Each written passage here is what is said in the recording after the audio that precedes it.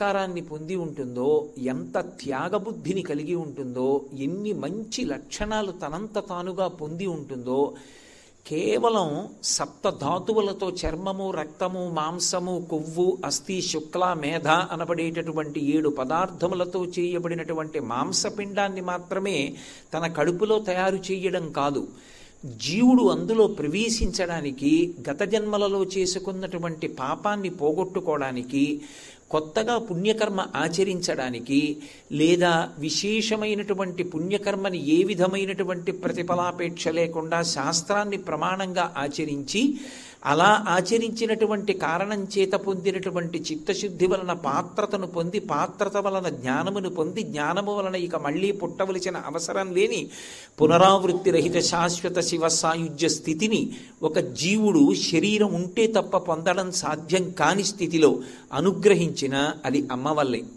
అమ్మ కడుపు కేవలం మాంసపిండం తయారు కావడానికి మాత్రమే కాదు, అమ్మ కడుపులో ఉండగా అమ్మ ఏది విందో, అమ్మ ఎంత ప్రశాంతమైనటువంటి స్థితిని అనుభవించిందో, అమ్మ దేని యందు అనురక్త అయిందో అవే లక్షణాల్ని పిండం కూడా పొందుతుంది అని, లోపల పెరుగుతున్నటువంటి పిండం విషయాల్ని వింటుంది, సంస్కారాన్ని పొందుతుంది అన్న విషయంలో ఏ విధమైనటువంటి అభ్యంతరము లేదు.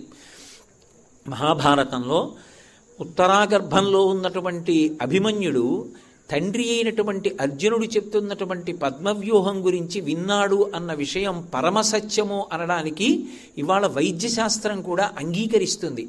5వ నెల దాటిన తరువాత పిల్లలు ఏ విషయాన్ని తల్లి వింటోందో అదే విషయాన్ని లోపల ఉన్నటువంటి పిండం కూడా వింటుంది. విని దాన్ని సంస్కారంగా ఏర్పాటు చేసుకుంటాడు. అందుకే మీరు మహాభారతం, రామాయణం లాంటి వాటిని పరిశీలనం చేస్తే శర్మిష్ఠ యొక్క కుమారుడికి శర్మిష్ఠ యొక్క లక్షణాలు వస్తాయి. అందుకే పూరుడు అంత గొప్పవాడు కాగలిగాడు. శకుంతల యొక్క లక్షణాలు పొందినటువంటి భరతుడు అంత గొప్పవాడు కాగలిగాడు. అలాగే కురువంశానికి అంతటికీ కూడా వంశకర్త అయినటువంటి కురుప్రభువు, ఆయన కూడా తల్లి పోలిక వలన, తపతి పోలిక వలన అంత గొప్ప స్థితిని పొందగలిగాడు. అమ్మ కేవలం మాంసపిండాన్ని తయారు చేయడం కాదు, తాను గర్భం ధరించినప్పుడు ప్రయత్నపూర్వకంగా దేన్ని వింటుందో అటువంటి సంస్కృతిని, అటువంటి స్వచ్ఛమైనటువంటి హృదయాన్ని, మంచి లక్షణాల్ని లోపల ఉన్నటువంటి జీవుడు పొందుతాడు. అంటే అమ్మ కడుపులోకి ప్రవేశించినటువంటి జీవుడు గత జన్మలలో చేసుకున్నటువంటి వాసనల్ని తెచ్చుకున్నప్పటికీ కూడా అమ్మ 5వ నెల నుంచి 9వ నెల వరకు ఏవి విందో దాని వలన లోపల ఉన్నటువంటి శిశువు యొక్క వాసన బలాన్ని కూడా పోగొట్టి ఉత్తముడైనటువంటి వ్యక్తిగా తయారు చెయ్యగలిగినటువంటి ఆదర్శవంతమైన జీవి లోకంలో ఎవరు అంటే అమ్మ ఒక్కతే. అది తండ్రి ఇవ్వలేడు, అది తల్లి ఒక్కతే ఇవ్వగలదు. అంత గొప్ప స్థితిని ఒక్క స్త్రీ మాత్రమే పొంది ఉంటుంది. కానీ ఆమె ప్రతి క్షణం మృత్యువుకి దగ్గరవుతూ ఉంటుంది. నిజంగా వైద్యశాస్త్రానికి సంబంధించినటువంటి గ్రంథాలు పరిశీలనం చేస్తే అకస్మాత్తుగా ఆమె ఏ కారణం చేతనైనా రక్తపోటు పెరిగేటటువంటి సందర్భానికి లోనయిందనుకోండి, ఒక స్త్రీ గర్భం ధరించింది అంటే ఏదో ఆమె శరీరం విడిచిపెట్టేసిన తరువాత 16 శ్లోకాలు చెప్పి పిండ ప్రదానం చేయడం కొడుకు యొక్క కర్తవ్యం కాదు. నా వంశం కావాలి అని కోరుకున్నటువంటి మొట్టమొదటి వ్యక్తి మామగారు ఎవరుంటాడో ఆ మామగారిది ప్రథమ కర్తవ్యం. కోడలు ప్రశాంతంగా ఉండేటట్టు, ఆమె సంతోషంగా ఉండేటట్టు చూడగలగాలి. అది సమాజం యొక్క కనీస కర్తవ్యం. పిల్ల కడుపుతో ఉంది అన్న దగ్గర నుంచే అక్కర్లేని విషయాల జోలికెళ్ళి దెబ్బలాడుకోవడం తగ్గిపోవాలి. బాపు గారు బొమ్మ గీసి వెళ్ళిపోయారు అంటే కేవలం ఆయన బొమ్మ గీయడం ఆయన తాపత్రయం కాదు. వ్యాసుల వారు ఒక శ్లోకం ఇచ్చారు అంటే ఏదో ఒక శ్లోకం వ్రాయడం ఆయన ఉద్దేశ్యం కాదు. సీమంతోన్నయనము అని శాస్త్రం ప్రతిపాదనం చేస్తోంది. అసలు ఆడపిల్లకి ఆ ఉత్సవం చేసినప్పుడు సీమంతోన్నయనము అని అడవి పంది ముళ్ళు తీసుకొచ్చి భర్త పాపట తీసి ఆమె జుట్టు ఎత్తి ముడివేసి ఆ కేశములను ఒక కబరీబంధం కట్టి పువ్వుల చేత అలంకారం చేస్తాడు, దాని చేత గర్భరక్ష కల్పిస్తాడు అని. అది సీమంతోన్నయనం అంటే. అది ఇవాళ ఏమైపోయిందంటే మీరు ఎన్ని కిలోల మధుర పదార్థాలు తేవాలి, మేము ఎన్ని కిలోల మధుర పదార్థాలు ఇవ్వాలి, అందులో కూడా మళ్ళీ ఏవి మీరు తేవాలి, ఏవి మేము తేవాలి. వాళ్ళు ఏదో చిన్న ముక్కలు తెచ్చారని, పెద్ద ముక్కలు తేలేదని, కడుపుతో ఉన్నటువంటి పిల్ల జీవన్మరణ సమస్యతో ఉంది. అన్నిటికన్నా దారుణాతి దారుణమైన విషయం, ఒక్క పురుషుడు 2-3 రోజులు నిద్ర లేచిన దగ్గర నుంచి రాత్రి వరకు కడుపులో తిప్పితే, ఏదైనా నోట్లో పెట్టుకుంటే వాంతి అయిపోయింది అనుకోండి, 3 రోజులకి ఎంత నీరసపడిపోతాడు. యథార్థానికి భగవంతుడికి రూపం ఏమిటి, భగవంతుడికి పేరు ఏమిటి, భగవంతుడికి లింగం ఏమిటి? స్త్రీ పురుష నపుంసక మూర్తియును కాక, తిర్య కమర నరాది మూర్తియును కాక, కర్మ గుణ భేద సదసత్ప్రకాశి కాక, వెనుక నన్నియుతానకు విభుతలంతు అంటారు పోతన గారు భాగవతంలో. ఆయనకి ఒక నామం లేదు, ఒక రూపం లేదు.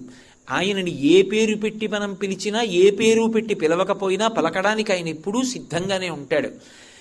ఆయనే సృష్టికర్త, స్థితికర్త, ప్రళయకర్త, మూడిటి యొక్క సమాహార స్వరూపమే పరబ్రహ్మము. అందుకే ఎక్కడికెళ్ళి పరబ్రహ్మంగా భగవంతుణ్ణి కీర్తించిన ఈ 3 లక్షణములు చెప్తారు. శ్రీశైలం వెళ్ళి మల్లికార్జునుడికి సుప్రభాతం పాడితే, ఏకస్త్వమేవ బహుధా భవభాసి లోకే నిశంకధీర్ వృషభకేతన మల్లినాథ, శ్రీభ్రామరి ప్రియ సుఖాశ్రయ లోకనాథ, శ్రీమల్లికార్జున విభో తవ సుప్రభాతం అంటారు. ఆ ఉన్న ఒక్కటే ఇన్ని రూపాలుగా కనపడుతోంది అంటాం. అందుకే 3 మూర్తులకును 3 కాలములకు 3 రూపములకు మూలమగుచు భేదమగుచు తుదిక భేదమయ్యొప్పారు బ్రహ్మమనగ నీవే పాలనయన అంటారు భాగవతంలో. సృష్టికర్తగా నిలబడినా అమ్మే, స్థితికర్తగా పాలిచ్చి కాపాడినా అమ్మే. అంత కటిక చీకట్లో అమ్మ కడుపులో నివాసం చేసి ఆ బిడ్డడు బయటికి వచ్చిన తరువాత ఒక్కసారి ఇంత వెలుతురు, ఇంతంత పెద్ద పెద్ద ఆకారాలు, ఆ సమయంలో అది పరదేవతానుగ్రహం అంటే అది మాతృమూర్తి అని. అందుకే ప్రథమ నమస్కారం చేయించింది వేదం, మాతృదేవోభవ అని.